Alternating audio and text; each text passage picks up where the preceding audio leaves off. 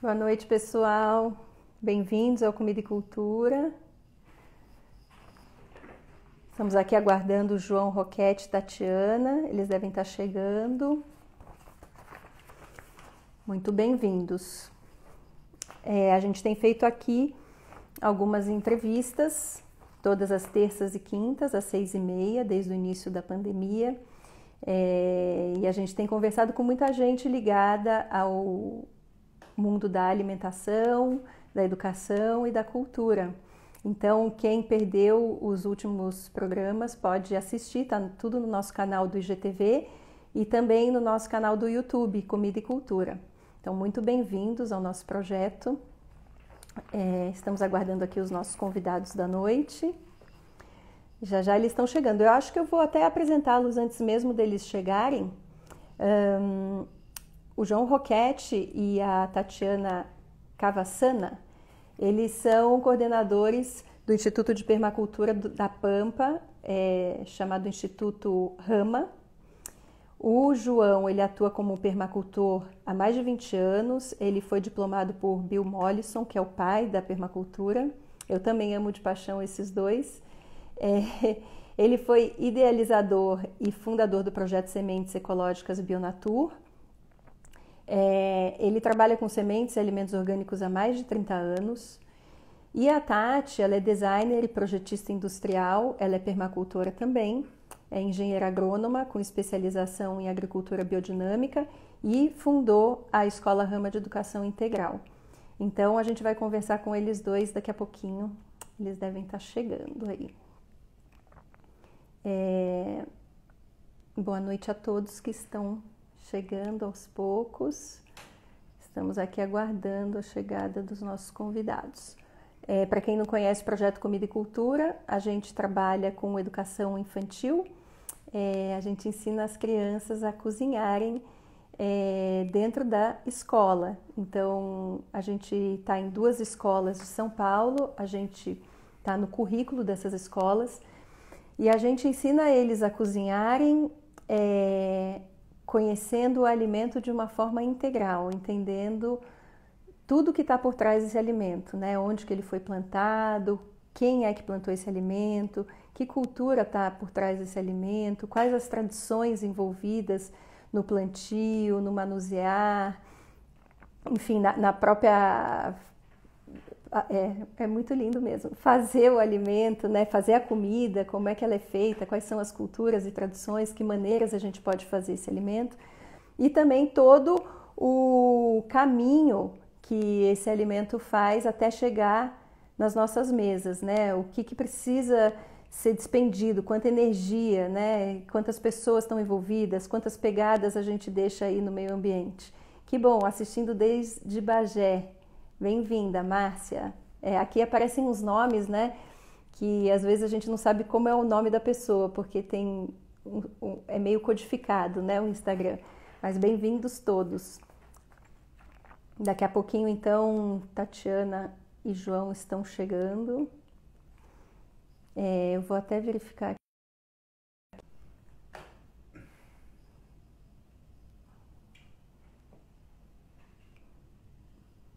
Deixa eu ver se eles já chegaram aqui, mas creio que não apareceu ainda para mim. Daqui a pouquinho eles estão vindo.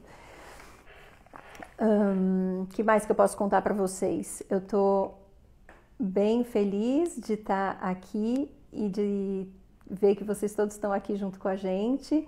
Queria convidar, agora eles chegaram, convidar mais uma vez para quem ainda não assistiu as outras entrevistas que a gente fez, para vocês assistirem, porque estão muito legais, se vocês se interessam pelo tema. Eles estão chegando aí. Alô! Olá, João, Tati, tudo bom? Tudo bem? Tudo bom, bem-vindos, boa noite. Boa noite. Muito frio aí? Hoje tá aqueceu um pouquinho. Ontem, antes Aqui em de ontem, São estava Paulo mais tá bem frio. frio, Tá frio? bastante. Bom, eu já apresentei vocês para quem já está assistindo a gente. Essa entrevista ela fica gravada aqui no Instagram. e também no nosso canal do YouTube. Então, para quem quiser assistir depois, a gente já contou um pouquinho quem são vocês, para quem não conhece. Legal. E aí eu queria que vocês mesmo contassem um pouquinho da trajetória pessoal de cada um, porque pelo que eu pesquisei um pouquinho da história de vocês, o João já está mais ligado ao campo há muitos anos, né? E a Tati era uma pessoa urbana que acabou indo viver no campo, né? Então eu queria que vocês contassem dessa trajetória pessoal de cada um de vocês, como é que vocês chegaram aí onde vocês estão. E muito bem-vindos, né, ao Comida e Cultura. Esqueci de falar. Muito obrigada por estarem aqui. Obrigado. Pode começar. Pode? Pode. Eu? Começa você. Como você disse, eu nasci em São Paulo e depois fiz todo um caminho para chegar no campo, né? Então eu brinco que eu estou na minha terceira vida. Minha primeira vida foi a minha vida normal, que a gente estuda, faz faculdade. Eu fiz faculdade de desenho industrial. E nesse início eu trabalhei com teatro de animação. Eu tive uma companhia de teatro de animação por 14 anos em São Paulo. E quando eu comecei a querer sair, mudar de área, eu fui para o Japão e fiquei morando um tempinho no Japão. E quando eu voltei decidida a não trabalhar mais com teatro e comecei a me interessar mesmo por uma vida mais rural. Foi quando eu comecei a querer saber como é que plantavam as coisas e tudo mais. Eu fiquei ainda mais 3 anos trabalhando com teatro, 4 anos trabalhando com teatro, e finalmente eu conheci o João, e aí eu queria tanto uma vida de campo rural, e me veio mais do que isso, que foi a permacultura, né? Então era uma vida no campo com status de arte, né? Que a permacultura, ela é realmente uma forma da gente viver muito em harmonia com a natureza, de projetar tudo que a gente precisa e, ao mesmo tempo, conservar os bens e até melhorar a situação das paisagens, regenerar as paisagens, né? Então, assim, muito brevemente, a minha história é isso. Legal. E você, João? Já tem uma história com o campo mais longa. Bom, eu também tentei alguns cursos universitários, não consegui ficar, né? Minha personalidade não encaixava muito, né, nos modelos, assim, fiz um pouco de agronomia, um pouco de biologia, trabalhei muito tempo também fazendo desenho arquitetônico para arquitetos, quando eu era bem jovem, né? Eu queria comprar uma moto, queria sair de casa, então eu queria ter dinheiro, aí comecei a fazer isso. Aí, mas sempre com esse sonho de ir para o campo. Meu avô era pequeno agricultor, eu tive um contato com o campo toda a minha vida, assim, né? E aí, quando foi em 83, mais ou menos, eu tinha, tipo, 22 anos por aí, eu acho. Eu resolvi sair da cidade, abandonar de vez. Aí eu fui para um sítio, que não tinha casa, não tinha nada, né? Eu montei uma barraca, fiquei 2 anos acampado nesse lugar, plantando. Aí fiz um rancho aí de madeira nesse lugar, comecei a trabalhar a plantar, né? Em seguida já comecei a mexer com sementes, que eu tinha uma paixão dessa coisa com as sementes, de produzir sementes, né? Meu avô já fazia sementes, né? Para os portugueses na época, né? De cebola e coisa assim. E aí eu comecei então já a mexer com sementes de hortaliças. Eu trabalhei muito tempo para a Isla, depois para a Grosseres. E bom, e aí eu fiquei um tempo fazendo isso, e aí em 89 eu sonhei de montar uma empresa de semente ecológica. Não tinha semente ecológica, que é um pouco do que a gente vai talvez abordar com vocês, a ligação dessa questão com a saúde, né? Então eu sonhava num projeto de semente orgânica, né? Eu já estava então algumas décadas já trabalhando com isso, e aí eu comecei a correr atrás de tentar fazer isso. Aí um dia eu fiz uma proposta para uma cooperativa de assentados que vieram aqui para a região. Se eles não topariam, eles toparam, aí eu montei a Bionatura, Sementes Ecológicas Bionatura.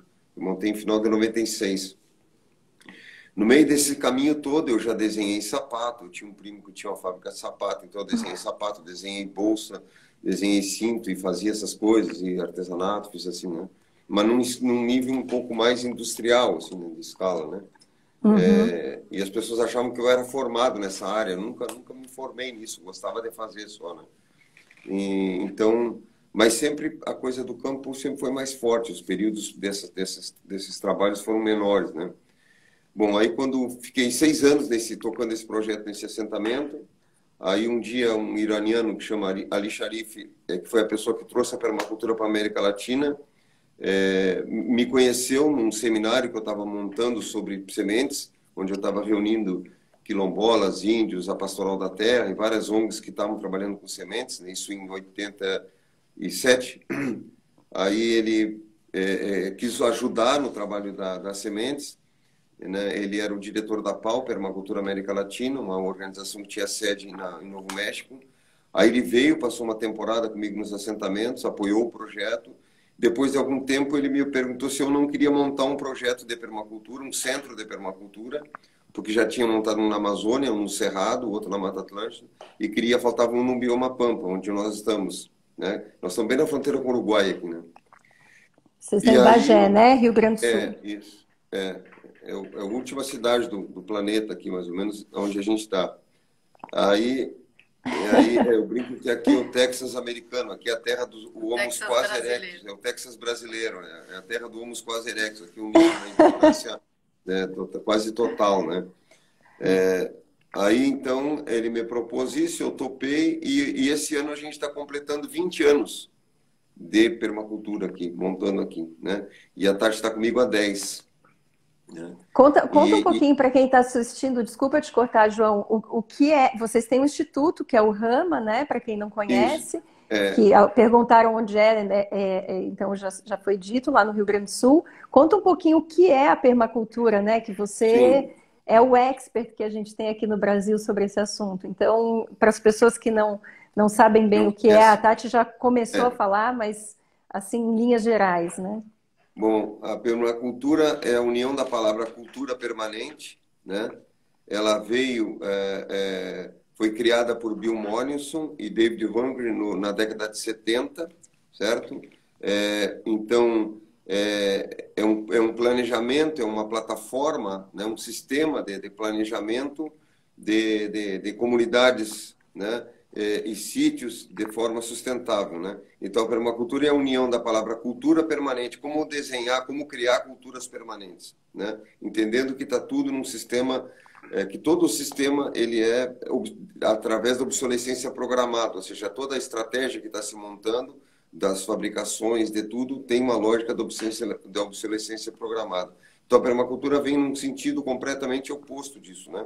Da gente desenvolver coisas que se mantenham no tempo, né? Então, a permacultura é um sistema que você planeja água, alimento, as construções, geração de energia, criação de animais e as plantas, tudo dentro do que a gente chama de design, que é as conexões entre essas coisas. Ou seja, a água do telhado escorre, cai numa cisterna, eu trato a água do saneamento e jogo no ambiente, eu pego o esterco do animal e jogo... Ou seja, eu crio o máximo de conexões possível. Então, a permacultura é um sistema de planejamento, né? No Brasil ficou uma coisa meio riponga, um pouco isso, assim, né? A ideia de ecovila, o pessoal já acha que é uma coisa meio... não é bem isso. O Bill Mollison, quando fala das ecovilas, eram vilarejos sustentáveis, né?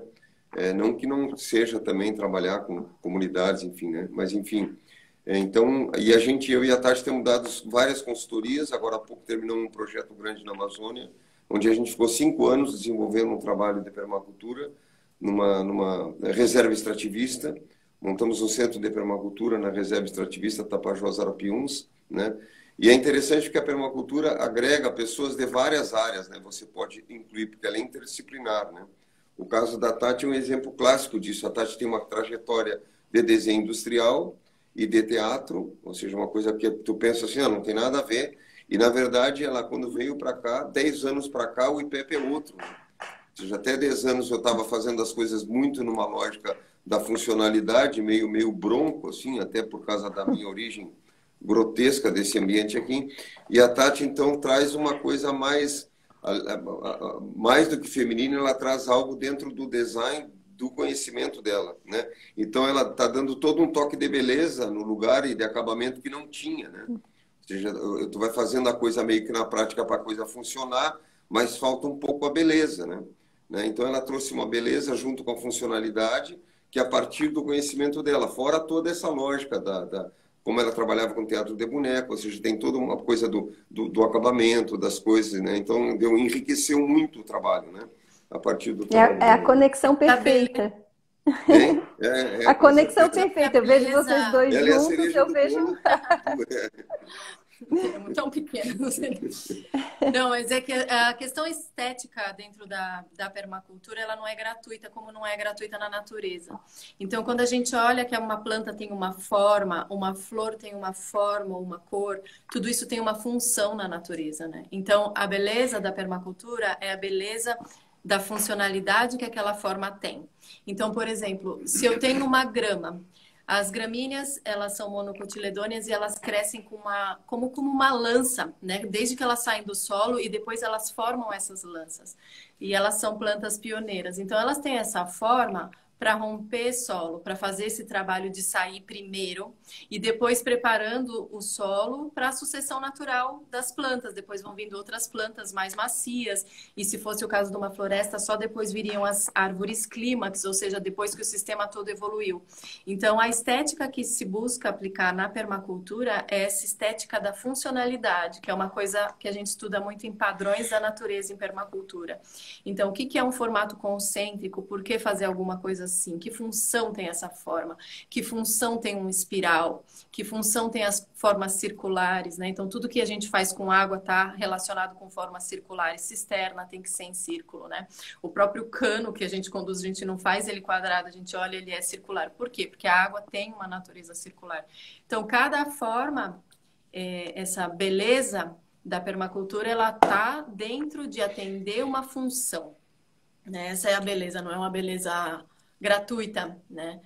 Justamente, uma das perguntas que eu ia fazer para vocês é justamente ligada a isso, porque você estando aí no campo, tendo essa ligação com a natureza, que o ser humano se desconectou, né, totalmente da natureza nos últimos tempos, há alguns anos já, né, muitos anos, vocês têm essa possibilidade de observação da natureza, né, e de inspiração na natureza. Então, você já está falando sobre isso, mas que inspirações vocês veem aí que podem tentar levar a humanidade para um caminho um pouco melhor do que esse que a gente está trilhando, né?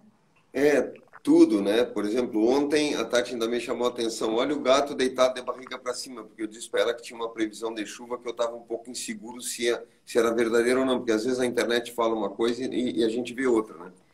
Porque tu acostuma a ver, né, os movimentos, né? Porque a gente chama de padrões, né, os movimentos, né? E os animais, quando deitam de barriga para cima, é sinal que está para chover. Entre um dia e dois depois começa a chover, né? Não só porque ele se vira, mas se ele fica deitado de barriga para cima, cachorro, gato, essa coisa assim, né? E ela, quando a gente saiu na porta da casa ontem de manhã, o gato estava assim, né? Ela me chamou, olha, o gato está dizendo que vai chover mesmo, né? Porque não tinha outros indícios, nós estávamos procurando outros indícios, porque nós tínhamos um serviço que a gente estava fazendo e a gente ia alternar o serviço caso chovesse, né? Então, obviamente que você amplia isso, né? Então, eu e a Tati também estamos buscando essa coisa, como a gente está trabalhando muito essa questão da vida integral, de realmente entrar no ciclo circadiano. Então, a gente deita cedo e acorda quando é noite, certo? Para amanhecer com o dia, né? Que era como se fazia antes, ou seja, acordar na noite, né? Certo? Então, a gente tem um ritmo assim também de tentar fazer isso, né? E aí tu vai incorporando aos poucos essas questões, né? E parece que é um ritmo mais natural, né, João? É um ritmo mais natural, né? Que seria mais isso. condizente. Então, assim, por exemplo, a gente eliminou a TV faz 10 anos, que a gente não vê, não assiste. Então, às vezes a pessoa conta, tu soube não sei do quê? Não soube, que bom que eu nem sei. Né? Porque não muda muito também você ficar vendo essas coisas, né? Então, você vai mudando um ritmo, né? E a gente observa e percebe que o que tem que chegar na gente chega, certo? A informação que tem que chegar, ela chega, né?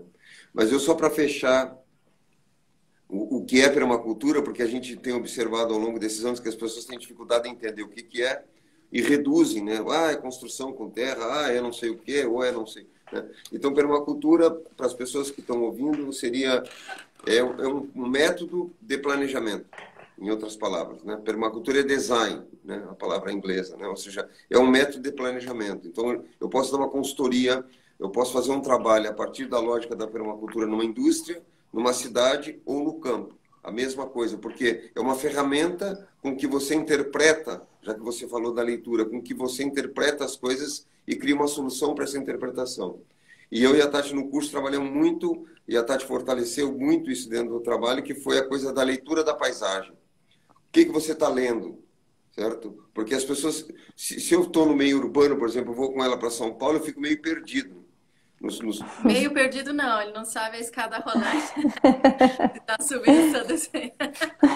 E aí eu no campo me entendo com tudo, ou seja, eu consigo ver as relações das coisas, eu percebo, né, de longe se um animal está com um problema, não sei o quê. Então eu tenho uma leitura, certo? E eu aprendo com ela as leituras de São Paulo, né? Senão você dando trompada nas coisas, né? Bom, porque é muita placa, você não consegue, para mim é muita informação ao mesmo tempo, então só para entender. E a pessoa que é urbana chega no campo, ela vê o verde ali, mas ela não consegue perceber as diferenças entre as coisas, né? Não tem, é difícil explicar, mas enfim. Então a gente tem trabalhado isso com os alunos, né? O que você está vendo, né? Essa leitura, né? E a Tati tem um exemplo muito interessante dessa coisa da observação, que uma vez ela foi comprar um carro e a pessoa disse para ela, olha, compra tal carro que é legal. E ela nunca tinha ouvido falar o nome desse carro, começou a pesquisar. No momento que ela começou a procurar o carro, ela encontrava esse carro em todas as ruas. O carro sempre esteve lá. Entende? Então, assim, é uma coisa que a gente trabalha com as pessoas, ou seja, o fato que as coisas, né, que você não está vendo, você não está vendo porque você não conhece. Então, a gente diz que você conhece quando você reconhece. Ou, perdão, você reconhece quando você conhece. Quando você conhece. Isso. Então, de repente, tu começa a falar de árvores para as pessoas. Explica, como ela falou, uma dicotiledônia, não sei o quê. Para as pessoas, isso aí é grego. Mas a hora que tu pega uma muda, dá na mão dela, eu digo, agora plante, essa muda aqui é tal coisa, ela está com a folha verdadeira, ou ela está com a folha, né? E você explica isso, a pessoa grava aquilo, que a gente chama de oficinas de fixação, né? Ou seja, passa uma teoria, depois uma prática, então são as oficinas de fixação da informação. A pessoa, quando se depara com aquilo novamente, ela reconhece. Certo? Então, esse é o ponto. Ou seja, como é que eu passo a reconhecer a natureza? Eu dei uma palestra na Federal do Paraná, onde a gente botou o título de biofilia, certo? Sinérgica. Aí os caras escreveram, pô, o que é isso? Do que tu vai falar? Né? Ou seja, biofilia, ou seja, como é que eu me filio a essa vida novamente? Certo? Que aspectos eu tenho que trabalhar em mim para me filiar novamente? Porque a natureza está aí, ela é a mesma. Quem mudamos fomos nós, né? Você mesmo falou. Né? E o que seria sinergia nisso? Né? Ou seja, quanto eu aumento desse potencial de trabalho a partir do momento que eu crio uma relação melhor com esse ambiente externo. E se é um reconhecimento, na verdade, o que acontece? A dissociação é nossa, é interna, porque como a gente tem um processo de desenvolvimento da consciência, esse processo de se tornar um indivíduo, sair da condição grupal para ter essa condição de indivíduo e de indivíduo consciente, a gente se afastou a ponto de esquecer que a gente é a natureza. Então, exatamente. Como que eu vou... a natureza e eu. Então, a gente está sempre falando assim porque a gente se distanciou. Então, a gente criou esse tipo de cisão por uma cisão interna que a gente fez pelo processo de desenvolvimento individual mesmo, né?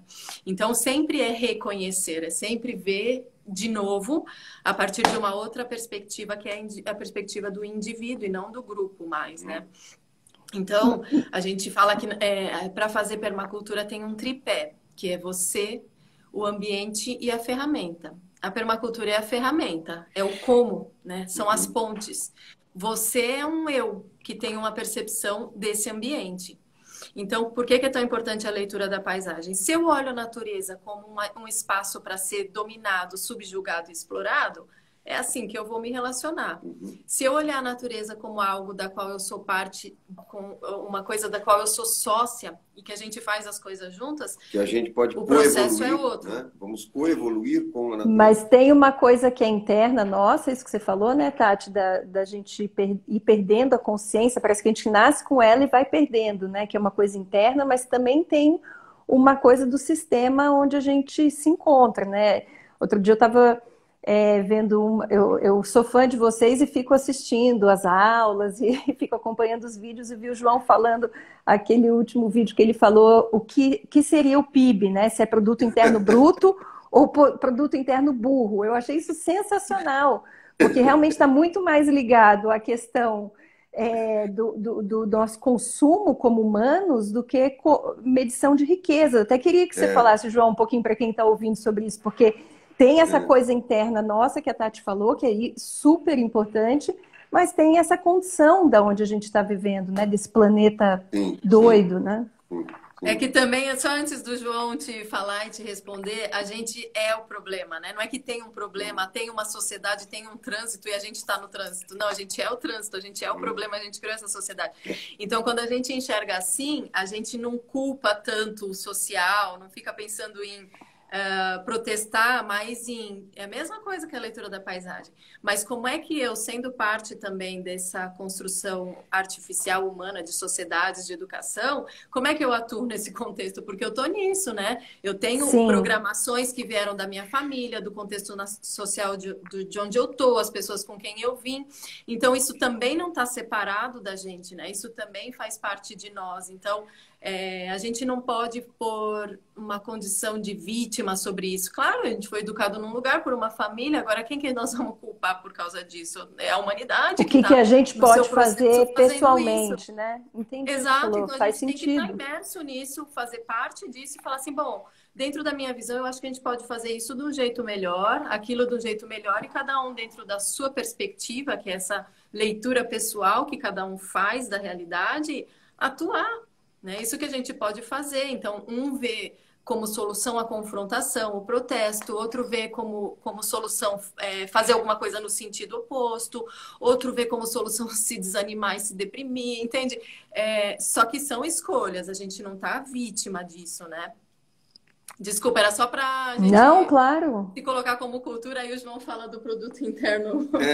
Eu burro. coloquei isso, tenho colocado isso porque, assim, é, o escambo, né, que foi uma coisa do passado, ele é super presente e as pessoas não sabem disso, né? Pouca gente sabe disso, né? Mas existe uma economia paralela circulante no meio, principalmente no meio rural, e as pessoas não têm ideia disso, assim, né? O quanto isso acontece, né?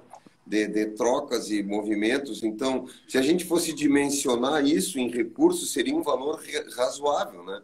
Então, eu brinco com a Tati que, se fosse analisar assim, a gente tinha que estar até preso, né? Porque, imagina, eu não pago água, não Não dá pago ideia. energia, eu não gasto com isso, não gasto com aquilo. Ou seja, qual é a tua contribuição para o país, ou seja, para o PIB? Nada. Então, você não podia estar vivo, tinha que... Né? Então, assim, eu estava brincando até que se eu chegar e contar para as galinhas que o ovo que ela está botando não está contribuindo para o PIB, é capaz das galinhas desencarnar, tem que falar baixo. Porque é um esforço, a galinha está botando um ovo, né? Então a galinha vai lá, bota aqueles ovos todos, Grita que fez grita o lá ovo, que botou começa... o ovo, né? Faz aquela baita propaganda que botou um ovo, e eu vou chegar lá e vou dizer, olha, cara, os ovos aí que vocês estão botando não está acrescentando nada para o PIB, cara, né? Não é riqueza, Não né? é riqueza, imagina, né? Sacanagem com a galinha, sacanagem com o milho que a gente plantou para dar para elas, né? Vai ter uma rebelião da galinha, porque, né? Então, quer dizer, o que eu colhi hoje na horta e que eu comi não existiu, a água que eu bebi hoje também não existiu, a água que eu me banhei não existiu, a lenha que eu estou queimando agora na lareira aqui não existe, né? Ou seja, então é uma coisa assim, como se o mundo fosse esse mundo a partir do tirar notas, né? Ou seja, por quê? Porque eu tenho que entrar num sistema onde eu tenho que pagar uma infinidade de impostos, perdão, para manter uma turma de pessoas que dizem que estão trabalhando para mim. A estrada que dá acesso aqui para o sítio, eu fiz ela com carro de mão e pá. Porque eu cansei de pedir coisas para a prefeitura e não peço nada para ninguém. Outro dia, numa live, um cara entrou em contato. Eu estou querendo montar um projeto desse, que nem vocês, em tal cidade, sei lá onde. Como é que foi a interação com a prefeitura? Zero. Zero. Zero. Nunca vieram me visitar aqui. Eu recebo Pois gente é. do mundo inteiro. As pessoas nunca vieram aqui, entendeu? Quer dizer, então, esse tipo de coisa você zera. Não, né? Então, assim, essa coisa de tentar mudar o mundo a partir da política, na minha cabeça, não funciona. Eu mudo a partir do meu espaço. Aí sim, aí nisso eu acredito. Né? Ou seja, eu fortaleço o que eu estou fazendo, primeiro a mim, né? Aí eu faço essa transformação, transformo o meu lugar, e aí eu crio um pequeno exemplo. Eu digo, olha, quem quiser, venha ver. Né? Eu estou fazendo aqui, eu trato meu esgoto, eu tenho a minha água, certo? Mais de um volume de tipos de águas diferentes que a gente tem, né? De lugares diferentes. Nós temos só de água armazenada de chuva 180 mil litros. A cidade inteira fica sem água todos os anos. Os meus vizinhos não têm água, nós temos água o ano inteiro. Então, Pois ou seja, é, o que... o que eu queria Desculpa dizer é te que a interromper. abundância, o planeta é abundante, certo? E a gente, outro dia numa live eu estava colocando isso. Existe uma diferença entre abundância qual é a palavra que eu uso? E excesso. Né? Ou Excesso. seja, abundância é uma coisa, excesso é outra. Né? Então, o planeta é abundante, certo? O problema é que as pessoas querem excesso. E se eu quero excesso, falta para alguém. Agora, o planeta em si é abundante, né? Então, a história do PIB é porque, por exemplo, os agricultores estão trocando, nesse momento, alguém está trocando uma vaca por alguns sacos de milho. Outro está trocando algumas galinhas por algum porco, certo? O trator do vizinho fez um serviço, eu dei uma outra coisa para ele. Então, existe um monte de trocas acontecendo, né? E essas economias não param. Né? E a gente fica medindo os processos de crescimento das nações por PIB. Né? E tem um mundo paralelo acontecendo. Né? Então é uma coisa meia... E o que eu acho muito bonito do que vocês propõem, do que vocês vivem até, né? Porque é interessante perceber que vocês são muito autênticos e muito íntegros no que vocês falam, porque dá para perceber que o que vocês pensam é o que vocês falam e é o que vocês fazem, que normalmente Sim. não é assim que as pessoas conseguem viver, né? E o que vocês estão propondo é autonomia, né? Autonomia e Sim, sim. liberdade, isso dá liberdade. Eu queria Isso. pedir licença aqui para vocês dois, até para contar um pouquinho o que é o projeto Comida e Cultura, que não é Claro. nem uma centelha do que vocês estão fazendo aí, mas a gente tem, assim, bastante sinergia com o trabalho de vocês, porque a gente está aqui em São Paulo, totalmente desconectado do campo, né? E o que a gente propõe, a gente está dentro já de 2 escolas aqui dentro do currículo, e a gente ensina as crianças a cozinhar. Basicamente é isso. Por quê? Porque a gente quer dar para elas autonomia e quer dar liberdade. E quer fazer isso que a Tati falou, que elas não percam essa consciência que já nasce com elas do pertencimento à Isso. natureza. Então, fazer com que elas entendam o alimento não só que chegou ali para cozinhar numa bandejinha de isopor no supermercado, mas entendam quem é que plantou, aonde que foi plantado, quem são essas pessoas que plantam, que tradição tem nesse lugar, qual a cultura, quais foram as pegadas de carbono que foram deixadas no caminho para o alimento chegar até a gente, enfim. Tudo isso, todos os desperdícios que acontecem, a gente tenta trazer para as crianças dentro da nossa cozinha de aula, porque não é uma sala de aula, é mais um laboratório. Então a gente fala de todos esses assuntos cozinhando e a gente entende que fazer isso com as crianças pode realmente tentar aproximar um pouco essas pessoas, pequenas pessoas, desse pensamento e desse olhar, criando uma consciência melhor para tudo, né? Para se alimentar e para consumir. Então, queria até convidar todo mundo que está assistindo aqui para curtir a gente, Projeto Comida e Cultura, para dar força para o nosso projeto, para que ele se estenda para mais escolas do país. E queria continuar perguntando para vocês, vocês acham que as pessoas pensam quando elas comem? A gente não pode Pensam dizer no o que que está na estão comendo? cabeça dos outros, né? Eu acho maravilhoso esse projeto. Só para fechar a história do PIB, ao mesmo tempo Claro. que a gente não considera esses valores e esses bens, essas riquezas tão grandes, né? Porque, como eu digo, a gente não tem uma horta de subsistência, a gente tem uma horta de superexistência. Então, você tem uma superexistência no campo, principalmente se você usa as ferramentas da permacultura. E nada disso está sendo considerado como riqueza. E, ao mesmo tempo que a gente considera como riqueza e começa a basear a economia, por exemplo, em comércio de bens primários, de soja sem transformação, de gado. A gente não coloca no preço dessa soja o preço do solo, o preço da água que vai embora. Né? Então a gente ainda por cima cobra barato, né?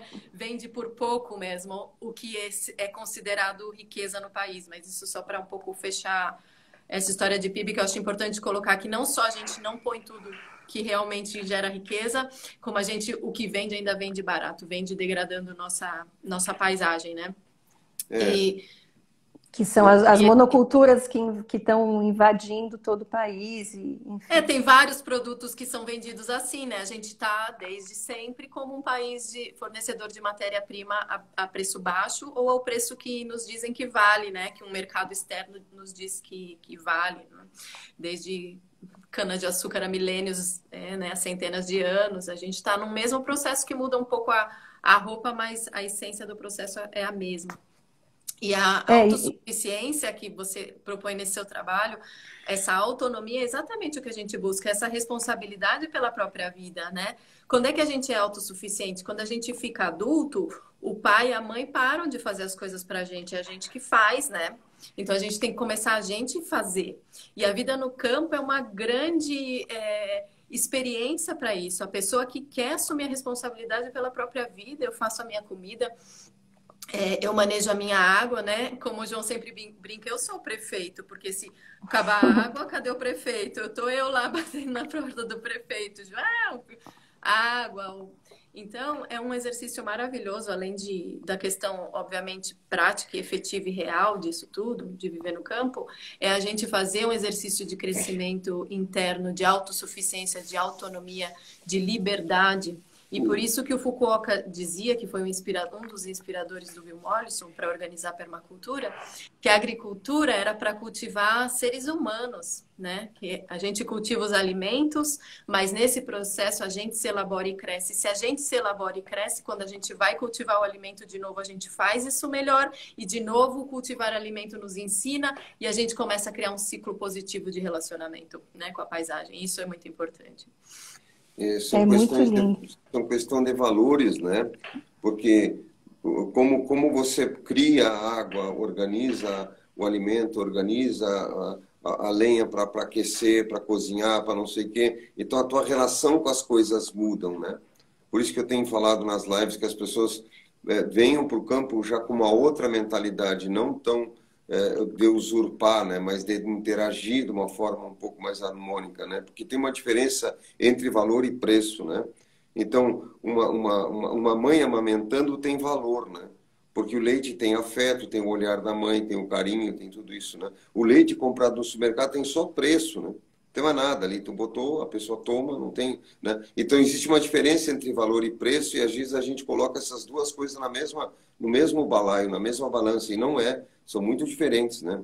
Então, quando eu estou organizando as coisas no espaço, quando as pessoas organizam as coisas nos seus espaços, né? Tem essa possibilidade, não que todo mundo faça, mas tem a possibilidade de tu ter um olhar diferente sobre elas, certo? Valorar as coisas, né? Ou seja, ver que o planeta é abundante. A miséria é uma coisa que está dentro da nossa cabeça, certo? Um pé de manga pode dar mais de 1000 mangas. Um pé.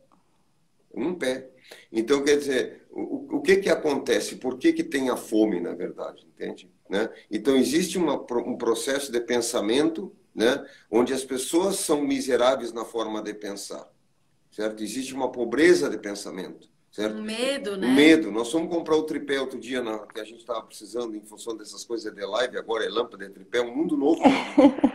Eu não sei nem ligar, vou ligar, desliga, faz tudo coisa maluca.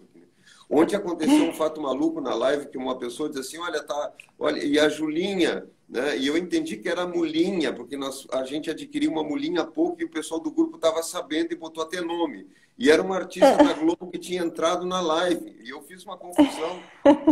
Bom, então, essas coisas, né? Então, quando a gente começa a interagir com isso, você vê que tem um resultado diferente, né? Com relação ao ambiente, né? A leitura que a gente vai fazendo.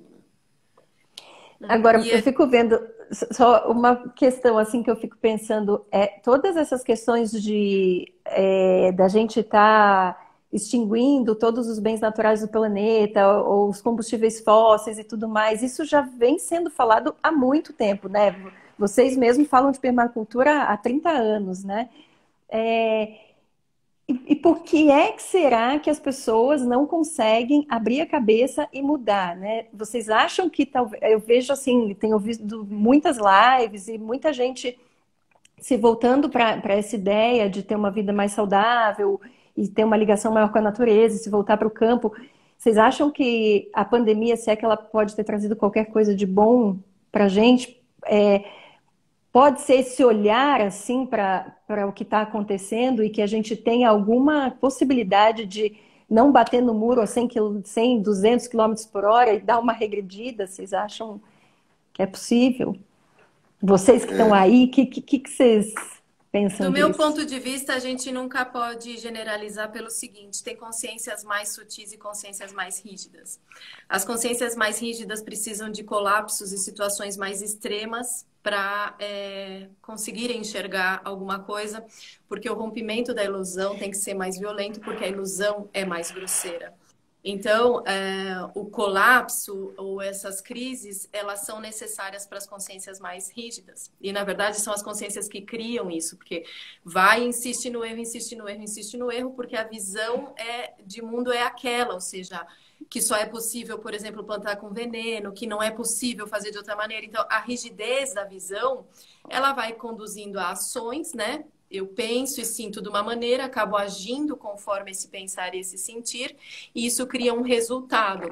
Depois, o mundo, na sua ordem natural, que é o que a gente conversa tanto sobre os ciclos e processos naturais, ele vai seguir o processo dele. Então, ele vai acabar rompendo a ilusão, e ele rompe de maneira mais violenta as ilusões mais grosseiras. Então, esse questionamento sobre viver no campo, ele poderia ter acontecido com muito menos, porque é como você está dizendo, já se fala há tanto tempo, por que a gente não se comoveu na Eco, não sei quantos anos atrás? Porque a consciência não tinha sensibilidade para isso. Algumas tiveram, e algumas pessoas fizeram isso. O João tem essa super sensibilidade para a natureza desde sempre, e é por isso que esses projetos existem há tantos anos, porque se lá atrás ele não tivesse falado, pera, isso aí eu já tenho que fazer alguma coisa agora, coisas que às vezes uma quantidade maior de pessoas só está vendo hoje. Então, é claro que a pandemia, pela característica global e toda a mídia e tudo isso que está acontecendo, talvez coloque isso numa perspectiva mais intensa para algumas pessoas. Mas se você tem uma consciência mais sutil, você olhou uma flor e viu que tinha que cuidar dela e pronto, entendeu? Num dia lindo de sol. E se você não, você precisa que seu negócio quebre, você precisa destruir tudo, a água, acabar com tudo. Aí você fala, nossa, fiquei sem nada, não posso destruir. Então, eu acho que não dá para dizer como é para todos, né? Dá para dizer que algumas consciências estão podendo se movimentar, porque isso está sendo intenso para elas. Outras já se moveram com muito menos e outras vão continuar igual, estão lá só pedindo a comida no celular como sempre. E a hora que passar, passou e não mudou muita coisa, né? Eu acho que realmente depende. Adorei essa coisa das sutilezas da consciência, né? Que realmente as pessoas têm consciências diferentes, em níveis diferentes, Claro. né? Muito importante perceber isso, porque fica todo mundo querendo dar uma resposta, né? Eu tenho visto tanta gente se perguntando, bom, então agora será que chegou o momento de todo mundo... Mas, não tem essa resposta, não tem esse momento, né? Não tem. Cada consciência, conforme a sua capacidade, a sua coragem de enxergar que estava vendo errado, vai determinar alguma coisa para a vida dela. E óbvio que isso num coletivo vai ter um resultado. E esse é o erro das pessoas que querem fazer a mudança através da política e não se dão conta. Porque assim, você não consegue fazer uma coisa homogênea. É impossível, porque não tem consciências homogêneas. Entende? Então, esse é o problema. E aí, o que acontece? Cisão, né? Então, tu faz uma tendência toda para a esquerda, depois faz uma tendência toda para extrema-direita e depois para a extrema-esquerda, e as pessoas não se dão conta que tu não tem uma coisa hegemônica. Certo? Por quê? Porque as consciências não são hegemônicas. Então, é ridículo você pensar dessa forma. Entende? Não tem como você resolver a partir dessa forma. Então, essa forma só traz cisão. Né? E a questão da vida integral é isso, né? Isso. Então, a ideia é trabalhar a partir de uma outra lógica. O exemplo que eu estava dando do tripé, que eu acabei não concluindo, da coisa do estado da miséria, nós fomos comprar o tripé e nós estávamos escolhendo, aí eu apontei para um que estava mais em cima e eu digo, é aquele lá. E o rapaz, não, aquele é muito caro. Quer dizer, na cabeça dele, aquilo é caro para ele, é caro para mim, é caro para todo mundo. Para todo mundo. Prateleira, ele não vai vender. Aí, quando ele baixou o tripé, depois que eu insisti, eu disse, não, mas deixa a gente olhar. Não, mas é muito caro, esse aqui é muito mais barato. E era o que a gente queria. No fim que a gente comprou aquele, ele ficou surpreso porque a gente comprou aquele, porque aquele era muito caro. Então, as pessoas também têm uma ideia de miséria, compreende? Existe uma ideia montada na cabeça das pessoas, né? E aí tu tem todo um processo político de que as pessoas são pobres porque tem um governo que não sei o que não sei quanto, e às vezes a pobreza está dentro da cabeça da pessoa. Ela tem uma capacidade para fazer uma determinada coisa que poderia trazer bons rendimentos e dividendos para ela, mas ela não crê naquilo. Certo? Entende? Tem um processo assim também que a gente tem observado, né? Então, as mudanças são várias para a gente fazer. E tudo a gente tem visto assim que passa por uma maturidade espiritual ou uma maturidade de compreensão das coisas, certo? Então, não dá para tentar resolver tudo por um aspecto político, certo? Nós temos que assumir, por isso que o Bill Mollison fala da gente assumir a nossa responsabilidade sobre os nossos atos, porque senão fica muito fácil, né? Eu sei porque eu trabalhei dentro de movimento social, como eu estava contando agora da semente, e tudo a culpa era do governo. Eu digo, mas cara, não tem como ser assim. É muito fácil a vida assim, né? Eu E é fico só com a engraçado. boca aberta esperando que alguém me traga a mamadeira, né? E eu culpo o governo, né? Não é? E isso tudo que vocês estão propondo também tem muito a ver com como a natureza atua também, né? Que é tudo Sim, muito descentralizado, são pequenas, né? São pequenos movimentos dentro da própria natureza, não tem uma sim, coisa só que rege tudo, né? Mas claro, Não e ao claro. tem. Ou mesmo tempo então, está tudo integrado, né? e ver Como o seguinte assim, onde é que eu errei? Eu errei, né? Onde é que está o meu erro, né? Porque é fácil eu pegar e achar que o governo isso, que o governo aquilo. O governo somos nós. Ou seja, essas pessoas que estão aí tentando nos governar não vieram da Lua, né? Não vieram do Uhum, outro planeta, eles vieram daqui. Eles são resultado desse psíquico aqui, certo? uhum. Então, é uma coisa assim, sai na novela, né? Que suco de não sei do que é bom, no outro dia está todo mundo comprando. Classe baixa, classe alta, classe média, classe... Então, aí tu pega a pessoa, começa um discurso de falar, por exemplo, que a elite não sei o quê. Não tem isso. O que a natureza Entende? Porque ensina nesse aspecto, né? Porque a gente pode falar tanto da política, mas a gente pode falar de qualquer coisa. Por exemplo, tem gente que fala em pessoas do bem. Eu acho assim como a gente tem o dia e a noite, todo ser humano tem aspectos claros e escuros, e a gente divide. Então, diz os que são bons, os que são ruins, os que são de direita, os que são de esquerda. E a ideia de uma integralidade é que tanto os valores de esquerda quanto os de direita, que constrói uma coletividade e cria uma cola social, são válidos. Então, a gente precisa de alguma governança, sim, mas que seja integral. No momento que eu tenho partidos, já pronto. Cada um divide o seu pedaço. No momento que eu olho as pessoas, ela é boa, ela é ruim. Quando aquela pessoa que eu acho boa faz uma coisa ruim, eu entro em crise, porque eu não entendo que todo mundo é bom e ruim, né? E que a gente vai trabalhando esses nossos aspectos. Então, esse é um planeta que, por algum motivo, Deus fez assim, o universo fez assim. A gente vive num mundo de dualidades que eles nos batem de um lado para o outro, a gente bate do bem para o mal, do claro para o escuro, todo santo dia anoitece, né? Depois no outro dia amanhece, e isso serve para a gente se desenvolver de uma forma mais integral, não para a gente polarizar e começar a conflituar porque o meu lado é o certo, porque eu sou bom, porque você é ruim, porque vocês são pessoas que fazem boas coisas, né? Até quando as pessoas dizem isso, eu falo assim, a gente faz boas coisas, mas a gente também faz más coisas, às vezes a gente erra, todo mundo vai ter esse aspecto, né? Então, essa visão de integralidade, que eu acho importante esse trabalho que você está fazendo por isso já dá uma educação um pouquinho mais real para as crianças, né? A gente tem um projeto muito parecido aqui, só que começa desde o trigo. Então, a criança planta o trigo, visita em algumas fases, colhe o trigo, moe o grão, faz o pão. Então, essa consciência de Que máximo. processo É aí dentro do instituto, né? Você tem uma é, escola aí a dentro, gente né? tem Eu ia... o. Até eu vou responder uma pessoa que perguntou lá atrás a diferença de PEP e Rama, né?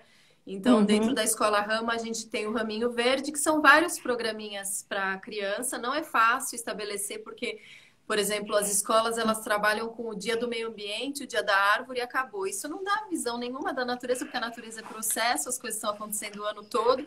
Então, tem que acompanhar pelo menos uma lavoura de inverno, que não é nem o ano inteiro, é só agora. O trigo vai de maio aí a outubro e poder depois mostrar de onde é que está vindo aquele pão, aquela farinha e tudo mais. E isso acaba dando uma perspectiva um pouquinho mais real do que está acontecendo aí no mundo de fato, porque vai anoitecer e vai amanhecer, e a gente vai passar brigando, por exemplo, gente boa e gente ruim, de direita e de esquerda, para sempre, se a gente nunca trouxer para a educação que existem os dois aspectos. E como é que a gente faz para viver nesse processo, né? Como é que a gente integra nossas partes obscuras e transforma? Como é que a gente não se ilude, não entra num êxtase por causa da nossa parte positiva? Então, eu acho muito importante, não só pela questão da autonomia, que as crianças cozinhem, né? Para elas realmente...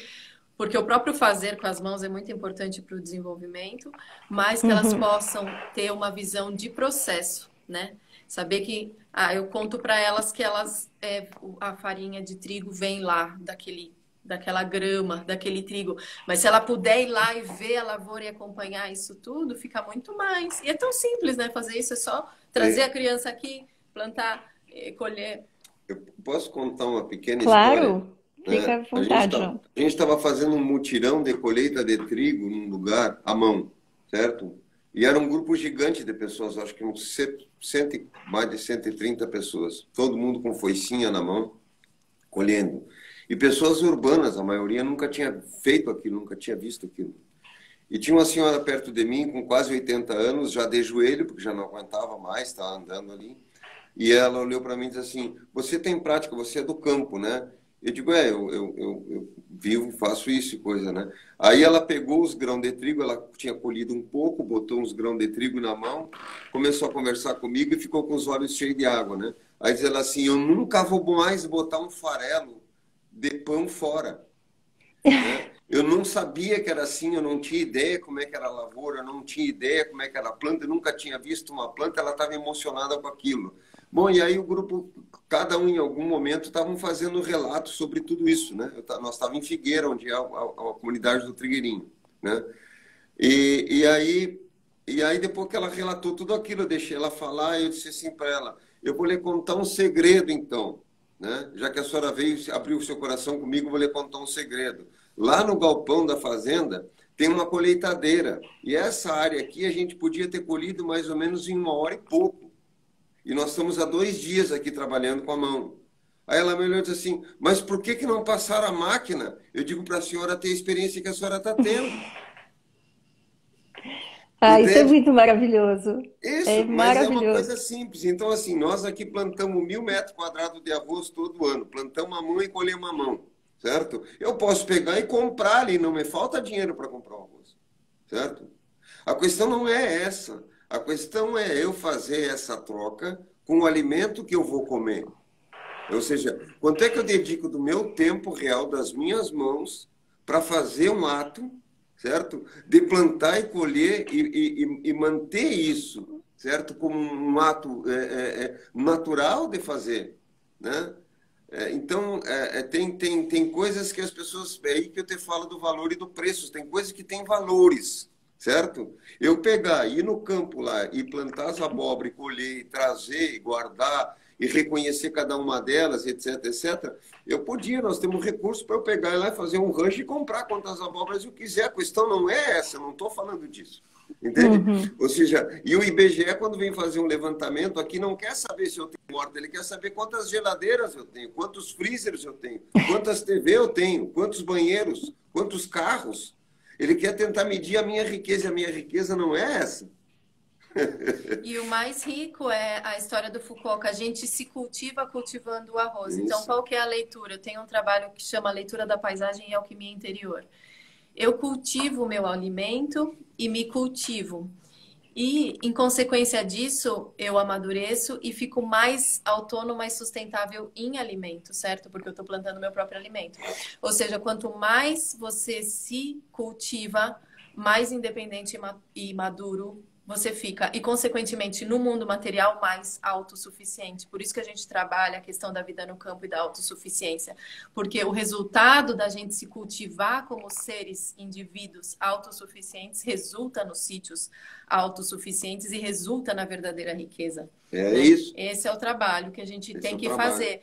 Então, claro que como resultado você vai gerar renda no campo, você vai poder comer seu próprio alimento que é limpo, tudo isso. Agora, a gente está crescendo como ser humano, a gente está realmente se tornando autossuficiente interiormente, porque quem é que pede o tempo todo, quem é que está o tempo todo reclamando, quem é que está o tempo todo procrastinando, é quem não está conseguindo se manter. É ou não é? Quem não está conseguindo se sustentar internamente. Então, a gente também não vai estar sustentando nada fora, a gente vai estar degradando fora. A gente vai estar sujando água, a gente vai estar cultivando de uma maneira equivocada. Por isso que a gente trabalha muito no curso a questão dos campos, né? O campo interno e o campo externo, e como é que a gente faz. E por que a permacultura dá resultados externos reais? Porque a primeira diretriz da permacultura é assumir a responsabilidade pela própria vida.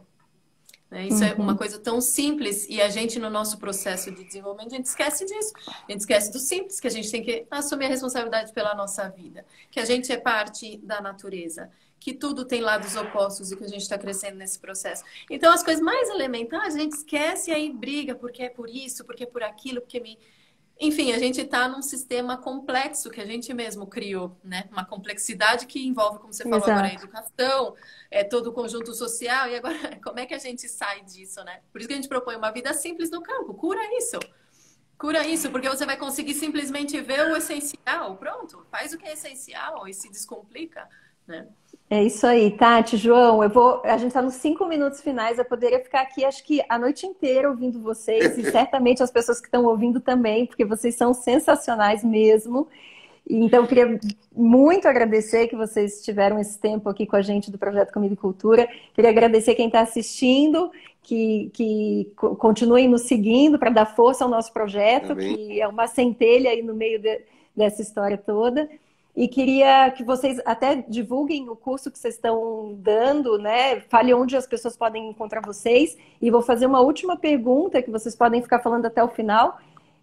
Hoje em dia, vocês têm fome do quê?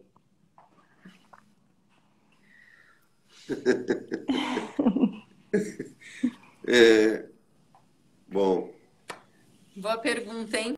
Deixa eu aproveitar para te agradecer também pelo convite, parabenizar pelo seu trabalho, né?